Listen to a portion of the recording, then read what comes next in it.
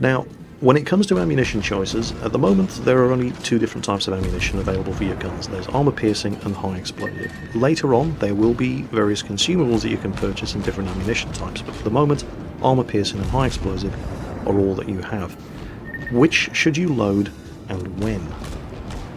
Well, we could start talking about plunging fire, over penetration and all kinds of complicated stuff, but you're new to the game, and the basic rule of thumb that will generally serve you well regardless of what you're shooting at is load armor piercing for battleships and fire high explosive at everything else.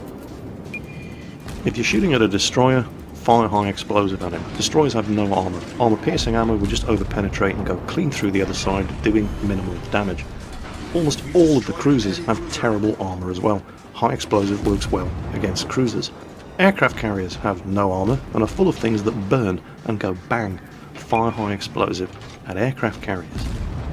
If you're shooting at a battleship and you're in another battleship, fire armour piercing. If you're shooting at a battleship and you're in a destroyer, don't shoot at the battleship. Use your torpedoes on him.